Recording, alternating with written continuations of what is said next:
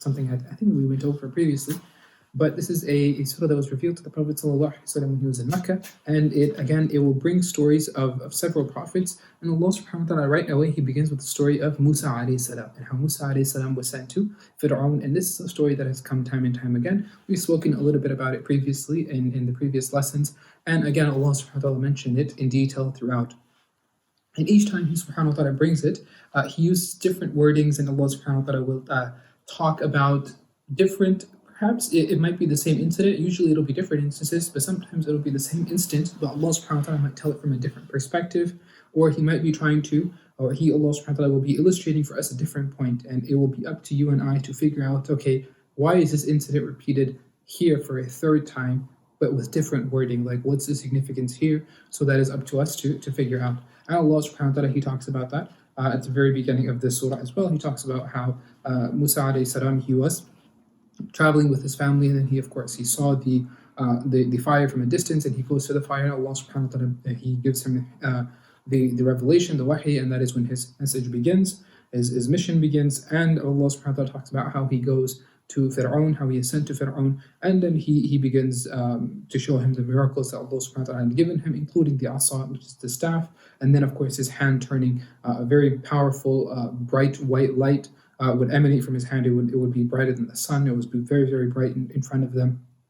So these are just the things that Allah subhanahu wa ta'ala talks about early on. And then He subhanahu wa ta'ala also makes mention of other prophets, and primarily, of course, this is where the story, the name of the surah comes from. The namesake of the surah is Naml, which means the ant. So that is the incident of Sulaiman alayhi salam, which he has with the ant, the occurrence where Sulaiman alayhi salam is traveling with his army. And as they're traveling with his army, they happen across a valley, which there are some ants living there, and ants are living everywhere. But this ant was in particular, Allah subhanahu wa ta'ala actually made mention of it in the Quran, and He says, let's talk about what Allah subhanahu wa ta'ala says. So He says, وَحُشِرَ لِسُلَيْمَانَ جُنُودُهُ وَحُشِرَ لِسُلَيْمَانَ جُنُودُهُ. This is verse 17, that for Sulaiman alayhi salam, all of his armies were gathered together. And we know that Allah subhanahu wa ta'ala gave Sulaiman alayhi salam a mulk, a kingdom which was not given to anyone else. No one before him, no one after him had a kingdom like Sulaiman alayhi salam. Allah subhanahu wa ta'ala gave him the ability to speak to birds, the control over the jinn and over the people. Sulaiman alayhi salam, he was given greatness. So Allah subhanahu wa ta'ala says, مِنَ الْجِنِّ وَالْإِنسِ, from amongst the jinn and amongst the ins. وَالطَّيْرِ, and Allah subhanahu wa ta'ala says, and the birds as well. And the birds, so land and air had also been covered by Sulaiman alayhi salam. فَهُمْ يُوزَعُونَ, and then they were brought together in front of him, and they were divided up into their regiments, into their battalions, and they would go on their march. حَتَّى إِذَا أَتَوْا عَلَى وَادِ النَّمْلِ, Allah subhanahu wa ta'ala says, until they came across a valley of ants. So there is obviously some ants, they were living there in this valley, and Allah subhanahu wa ta'ala says, قَالَتْ نَمْلَةٌ, one of these ants spoke up. Okay, it spoke up. يَا أَيُّهَا النَّمْلُ, what did it say? It said, O ants, أُدْخُلُوا مَسَاكِنَكُمْ, enter into your abodes, into your little homes. لَا يَحْطِمَنَّكُمْ سُلَيْمَانُ وَجُنُودُهُ وَهُمْ لَا يَشْعُرُونَ, so that Sulaiman and his armies, they will not trample upon you, and they're not even aware. Now at this moment, Sulaiman alayhi salam, Allah subhanahu wa ta'ala had given him the ability to understand the speech of animals. So imagine, this is a type of true kingdom, that Sulaiman alayhi salam was given, true power that's not given to just anyone. Okay, and this is, of course, he was a prophet of Allah as well, subhanahu wa ta'ala. And he continues, فَتَبَسَّمَ ضَاحِكًا. So Sulaiman alayhi salam, he has a huge smile on his face. He becomes very happy, very filled with joy when he hears this, when he sees this. And he says that min qawliha, from the speech that he heard from this Naml. And there's deep explanations why was he so happy when he heard this statement. So he says, وَقَالَ رَبِّ أَوْزِعْنِي أَنْ أَشْكُرَ نِعْمَتَكَ الَّتِي أَنْعَمْتَ عَلَيَّ وَعَلَى وَالِدَيَّ. Oh Allah, give me the ability to make shukr to you, for the blessing that you have bestowed upon me and upon my father. Who was the father of Sulaiman alayhi salam? Dawood alayhi salam, who was also a great king himself and also a prophet. So Dawood alayhi salam was a prophet and a king, and then his son Sulaiman alayhi salam was a prophet and a king. So then he is making dua for himself and for his father.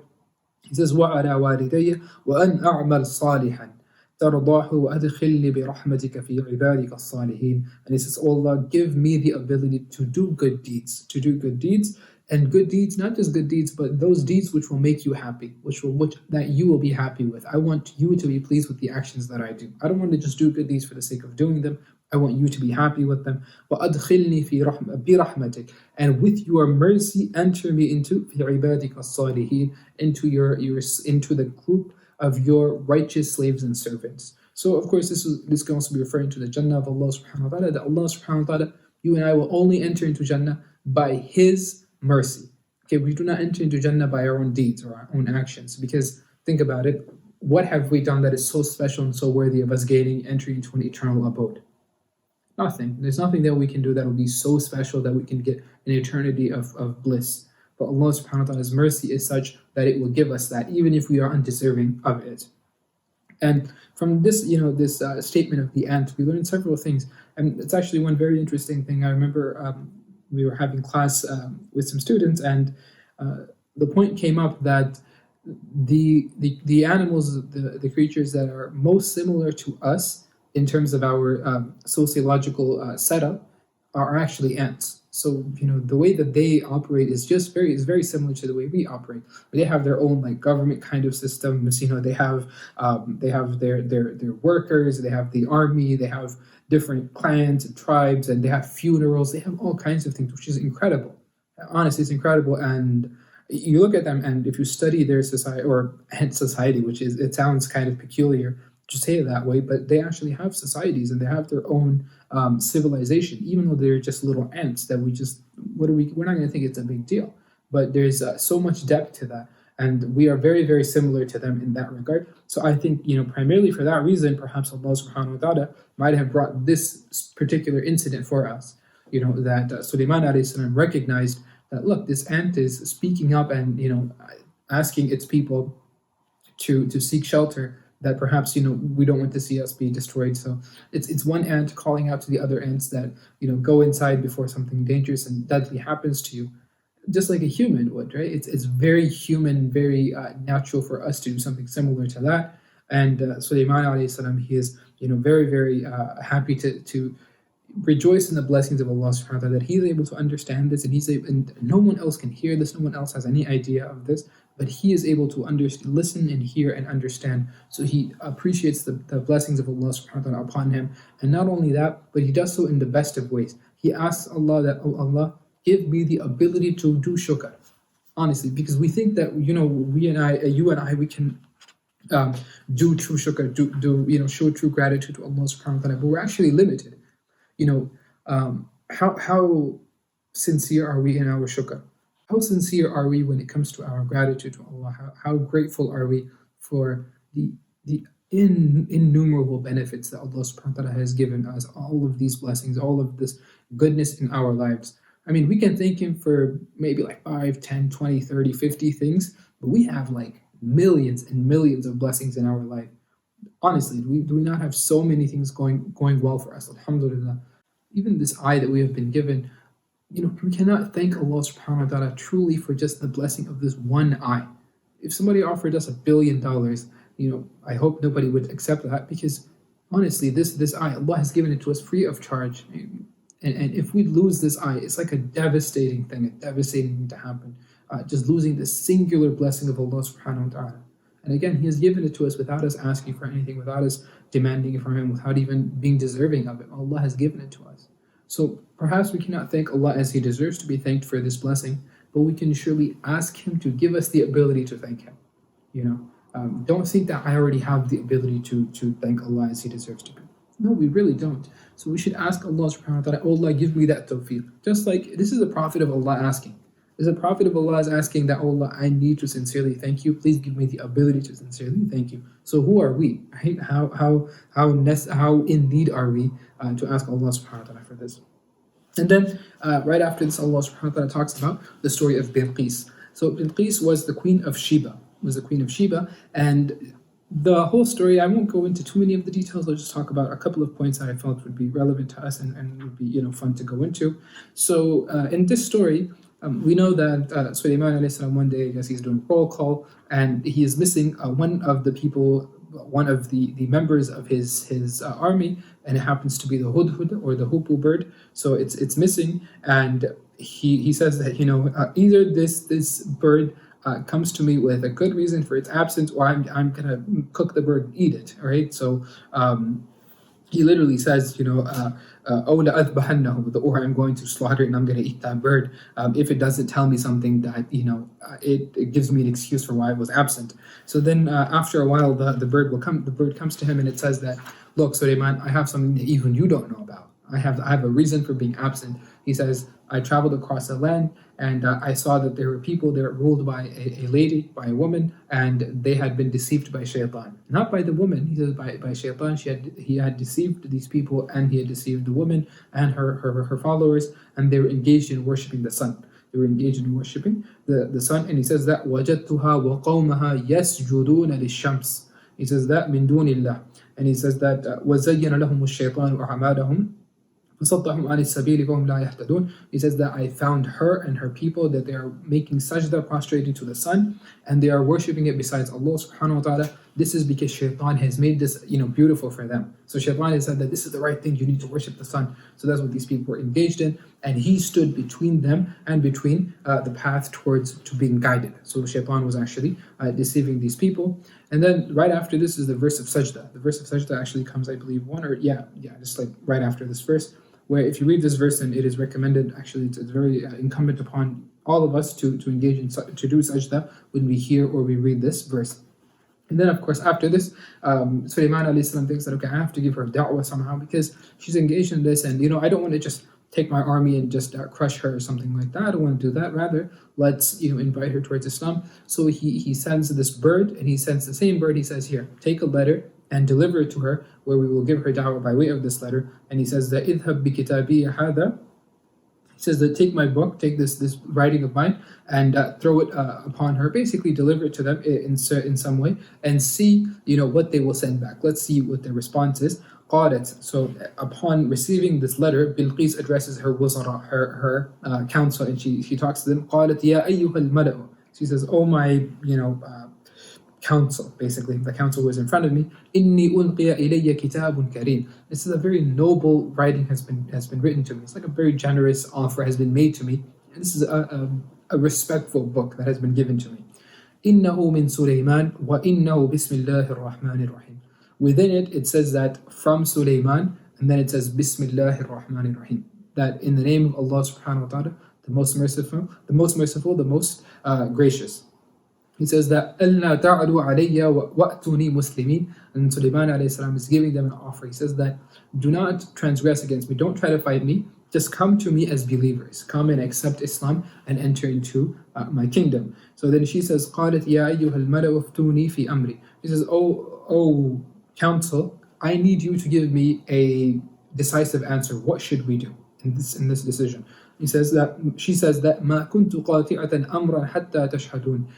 She says it's not from my habit that I would make a decision without counsel or seeking counsel from you first, and without asking you the best course of action. So that's what she does, and this is something very highly recommended. This goes to show her intellect. It goes to show that she was not a rash person. She was not foolish. She made a sincere decision to.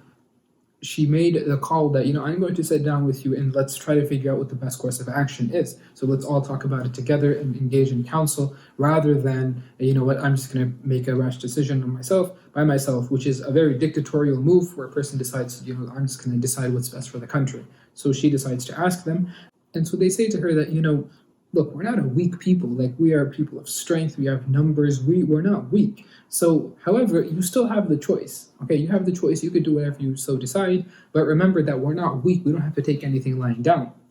So what does she say? She says that قالت إن الملوك إذا دخلوا قرية أفسدوها. She says that indeed the kings, how kings are, when they enter into any land, they will just create complete fasad. They will do corruption. They will destroy that place. وَجَعَلُوا عِزَّةَ أَهْلِهَا أَذِلَّةً. She says that they will take the people who are the upper echelons, the high respected people, the people in government. Those people, they will be humiliated and ruined, and they will be made disgraced in front of everyone.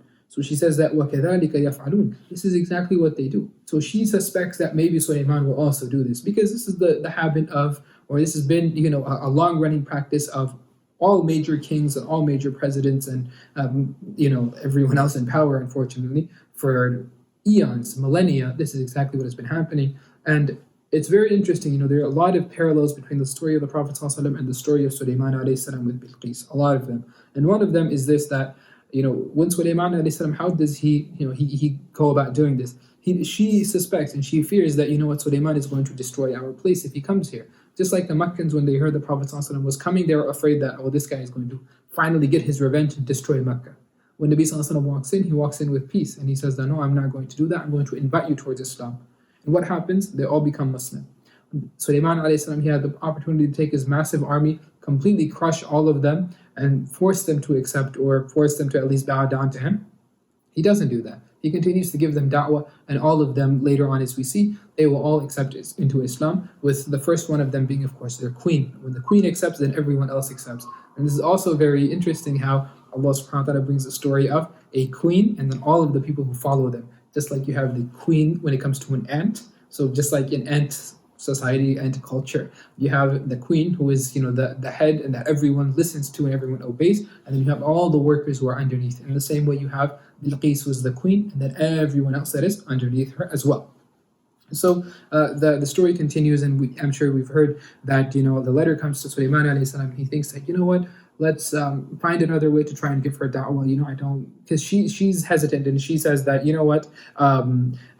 she basically says that I don't think that I'm going to accept this, but she decides that, let's try and see if we can't buy him, because he's probably like any other king.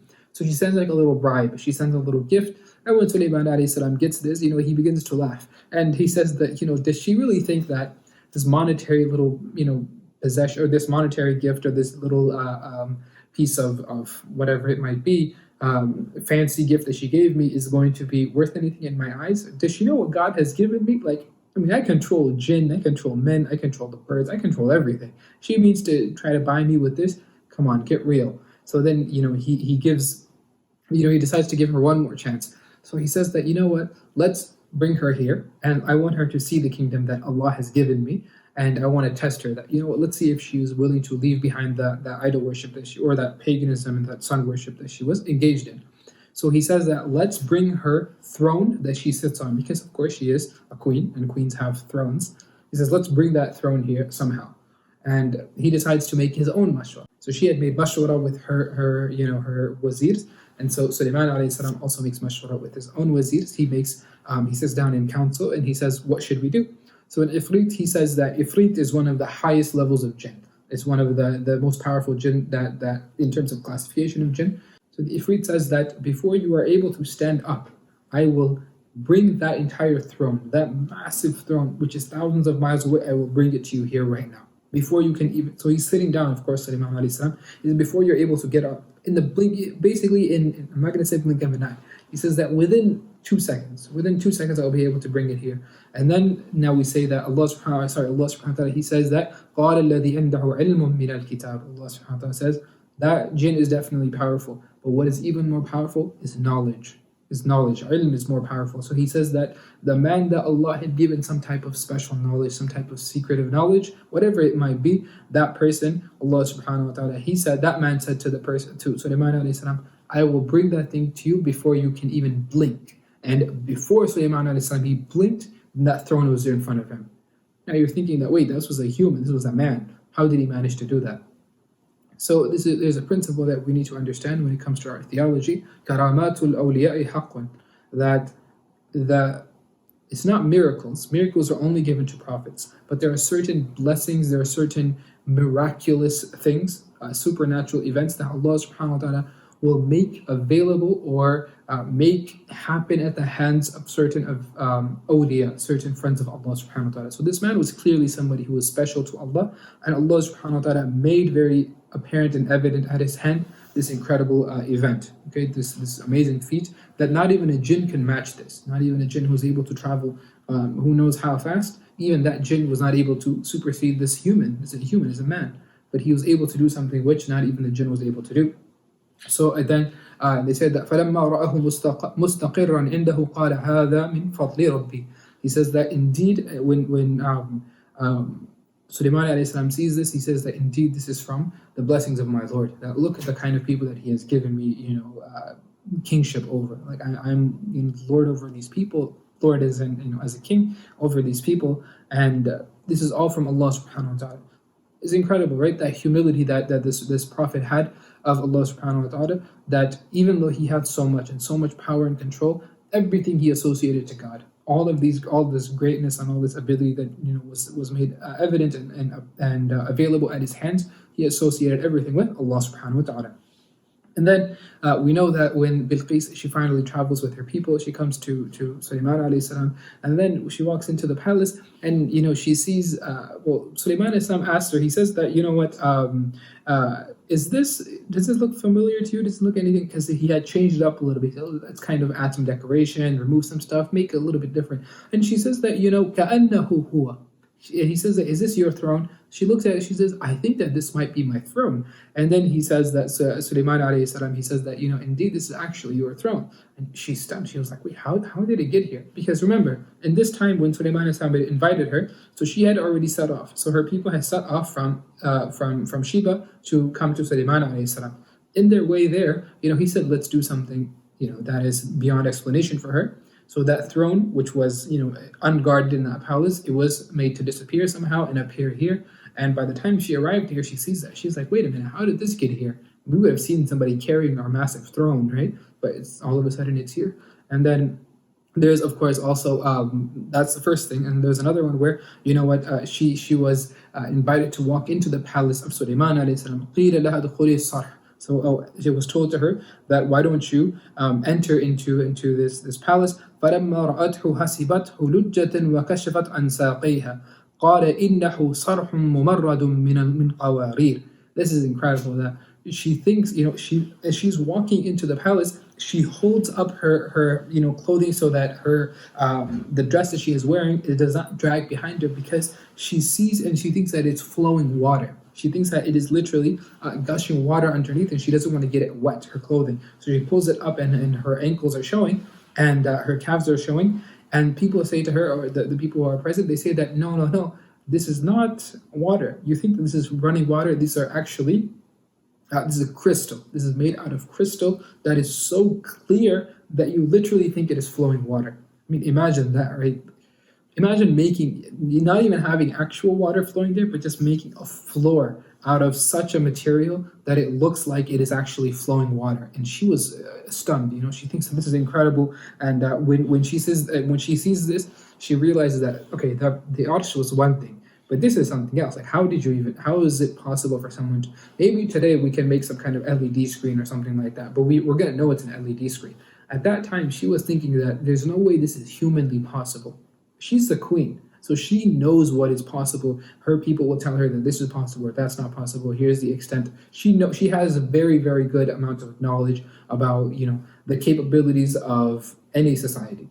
And all of a sudden, Sulaiman has available to him something that is beyond her imagination, beyond grasp. And she realizes that this is not Sulaiman's doing. This is God bestowing Sulaiman the ability to do these things. It's not him. There's something beyond that. So she did not fall prey to that, foolishness where she thinks that, oh, Sulaiman, you're an incredible person, and she makes such that to him. She says that indeed, your God that you are inviting me to, definitely he is worthy of worship, not this sun which disappears every night. So what does she say? قالت ربي إني ظلمت نفسي. She says, oh my Lord, I have oppressed myself. And remember, we spoke about the greatest oppression is when a person stops their ruh, their soul, from attaching to Allah subhanahu wa ta'ala. That the person creates a barrier between the soul reaching God. That is the greatest oppression. She says that I have oppressed myself because I didn't let it recognize you. وَأَسْلَمْتُ مَعَ سُلَيْمَانَ لِلَّهِ رَبِّ الْعَالَمِينَ. I have accepted Islam at the hands of Sulaiman alayhi salam for Allah subhanahu wa ta'ala, and I accept the message of Sulaiman, and I turn to Allah as a believer. And this is the conclusion of the story of Sulaiman alayhi salam and Bilqis. And like I said, I was just going over it briefly. I didn't go into a lot of the details. And there's considerable amount of details And according to some Mufassirin, they say that Allah subhanahu wa ta'ala specifically made mention of this verse where Bilqis, she had walked into the palace and she had kind of uncovered her leg, and Allah subhanahu wa ta'ala made also some statements of Sulaiman alayhi salam here to purify Sulaiman alayhi salam and Dawood alayhi salam from the claims that some people had made. Because if you look at, unfortunately, some of the other scriptures, some very terrible claims and statements and just salacious things have been said about Sulaiman alayhi salam, about Dawood alayhi salam, which are absolutely, blasphemous statements. And I feel ashamed to repeat them, so I won't. But Allah subhanahu wa ta'ala specifically mentions, the purity of Sulaiman alayhi salam and how he was a sincere, honest person. And not only that, but he was a worshipper of Allah subhanahu wa ta'ala. He was not somebody who was, his heart was sullied or his mind was muddied with evil thoughts or inclinations like these people, they will make against, unfortunately, prophets of Allah subhanahu wa ta'ala, these claims that they make against them. And then he subhanahu wa ta'ala, he also talks about some other prophets of Allah as well. So then he talks about, for example, Allah subhanahu wa ta'ala, he says that here's the story of Salih. So Salih alayhi salam and how he was sent to Thamud. And of course the whole story about when they demanded from him a great demand. They said that we want to see that God will split this mountain, and from it we want to see a live she camel who is pregnant come out from this mountain, which of course that is an incredible thing. That's not humanly possible in any sense of the word. And if it happens, then it's a supernatural thing, which is exactly what happened. That Sulaiman alayhi salam, Salih alayhi salam, he makes dua to Allah subhanahu wa ta'ala, and the incident occurs, and Allah subhanahu wa ta'ala allows that this event to unfold in a similar manner, but he sets some conditions. He says, look, this is a miraculous event that happened. But these people, some of them, of course, they believe upon seeing this, but there are those people who are the upper echelons of society, and they're very angered when this happens, and they refuse to believe. Even though it's a miracle that is evident right in front of them, they still don't. Salih alayhi salam is given some conditions. He says that, look, that this naqa, this camel, the she camel, she is to be given permission to drink from the well every other day, and it's not to be harassed, it's definitely not to be killed, because it's from the signs of Allah subhanahu wa ta'ala. So Allah subhanahu wa ta'ala says, from this society there were 9 people. So this is in verse 48. It says, وَكَانَ فِي الْمَدِينَةِ تِسْءُ رَحْتٍ يُفْسِدُونَ فِي الْأَرْضِ وَلَا يُصْلِحُونَ. There were 9 people who were just rotten to their core. They wanted to see, or they wanted to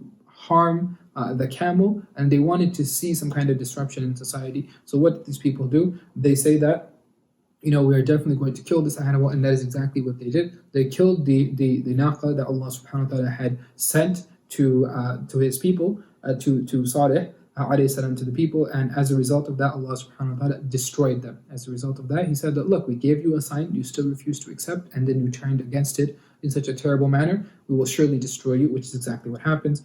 And then he subhanahu wa ta'ala says, فَانْظُرْ كَيْفَ كَانَ عَاقِبَةُ مَكْرِهِمْ. That, why don't you look at what happened as a result of their plan? What is the end result of that plan that these people had to kill that animal? So this was a direct command, of course, for the Prophet ﷺ, as well as the people who are living in Meccan society, because Madain Salih was, it's south of where they used to live, in Hijaz. So that place is still there. The place is still there where Thamud, the Qawm of Thamud actually inhabited. And Allah subhanahu wa ta'ala says, go look at the end result, see what happened to them. Are they still there? Look, we destroyed those people. We left their homes, but we destroyed them and we completely wiped them away. So this is just one of the other stories that Allah subhanahu wa ta'ala he brings. And he subhanahu wa ta'ala continues, and he brings various other arguments as well in the surah. And then Allah subhanahu wa ta'ala, he consoles the Prophet sallallahu alaihi wasallam, because he says that, look, it's definitely what's happening right now with you and with these people, it's a terrible thing what they're putting you through. But he subhanahu wa ta'ala, he gives a advice to the Prophet ﷺ as well as you and I. He says, لَقَدْ وَعِدْنَا هَذَا نَحْنُ وَآبَاؤُنَا مِنْ قَبْلُ إِنْ هَذَا إِلَّا أَسَاطِيرُ الْأَوَّلِينَ. One of the things that the disbelievers, they used to say is, man, we've been told this time and time again, our forefathers have been told this again. These are just stories, they're fairy tales, these are old wives' tales you guys are just sharing. So Allah subhanahu wa ta'ala tells them, He says, O Muhammad sallallahu alaihi wasallam, tell these people, قُلْ سِيرُوا فِي الْأَرْضِ. Why don't you go and travel the lands, go travel the earth, فَانْظُرُوا كَيْفَ كَانَ عَاقِبَةُ الْمُجْرِمِينَ. Go and see what happened to the mujrimeen, to those who were the sinners and the criminals. See how we took care of them. Are they still there? Are their societies still flourishing? Their civilizations are there? No, we destroyed them. We made ruins out of them, and they are still standing for you to go in and examine. So why don't you go do that? And then Allah subhanahu wa ta'ala addresses the Prophet ﷺ. He says, these things that these people are saying, ignore them. وَلَا تَحْزَنَ عَلَيْهِمْ وَلَا تَكُنْ فِي ضَيْقٍ مِّمَّا يَمْكُرُونَ. O Muhammad ﷺ, do not become sad about what they say. And do not become, constricted by their plans that these people, مِمَّا يَمْكُرُونَ, from the plans that these people are making against you. Don't worry. Allah subhanahu wa ta'ala, He will definitely take care of them. He says, وَيَقُولُونَ مَتَى هَذَا الْوَعْدُ إِن كُنْتُمْ صَادِقِينَ. These people, they say to you, Muhammad, oh, when is the promise of God coming? When is this day of judgment? When is this? When is, all this punishment going to come? Why don't you, if you're really truthful, why don't you show us this? So Allah subhanahu wa ta'ala, what does He say? It's like a very, ominous warning. He says, قُلْ عَسَىٰ أَن يَكُونَ رَضِفَ لَكُمْ بَعْدُ الَّذِي تَسْتَعْجِلُونَ. Allah subhanahu wa ta'ala says, perhaps a little bit of what you people are, demanding to see, perhaps it has become very near to you. Maybe it's actually just around, over the horizon, and that punishment of God is coming, but you're not aware of it right now, but it's coming, it's on the way. So Allah subhanahu wa ta'ala is kind of scaring these people that, you're asking for it. How do you know that it's not coming tomorrow or the day after? So this is something that, you and I should really, really, really, really remain aware of, that, right now, alhamdulillah, that things have been going well, perhaps in our lives, and we're enjoying the blessings of Allah subhanahu wa ta'ala, and maybe, there's some habits that, some sins that have become habits over time, and things that we kind of just, brush off and shrug off and think that, oh, okay, it's whatever, it's not such a big deal. But, one of my teachers, you would repeat oftentimes that, إِنَّ اللَّهَ يُمْهِلْ وَلَا يُهْمِلْ. إِنَّ اللَّهَ يُمْهِلْ وَلَا يُهْمِلْ. Allah subhanahu wa ta'ala will give you respite. He will give you time and time and time. But Allah subhanahu wa ta'ala does not become negligent. Allah will not become negligent and just ignore the fact that you are transgressing or that you are committing sins. So these people, they continue to commit these sins and continue to test the Prophet ﷺ, continue to harass the Prophet ﷺ and harass the believers, until Allah subhanahu wa ta'ala said, okay, your time is up. Your time is up. And as a result, He took them to task. So this is a stark reminder and a warning for us as well, that perhaps Allah is giving us time. Perhaps Allah is giving us time until the time when He says that, okay, you know what? I've given you so many years to rectify and change up and leave these sins behind, but you still haven't done so. So guess what? Your time's up now. And that can happen in whatever way that He subhanahu wa ta'ala decides to do. So this is something that we should remain kind of wary of. Yeah, it's nice to read about verses of Jannah and I'm going to, this is good, this is good, this is good. There's also some things that are scary that we should keep in mind of, or keep in our mind as well. That I need to straighten up, and before Allah subhanahu wa ta'ala takes me to tasks for whatever it is that I've been doing for so many years. So may Allah subhanahu wa ta'ala give us tawfiq to leave behind those sins, those evil habits that perhaps have become ingrained in our lives. May Allah subhanahu wa ta'ala give us the tawfiq to replace them with good deeds and good habits. Wa akhiru da'wana alhamdulillahi rabbil alameen. Jazakumullahu khairan wa assalamu alaikum.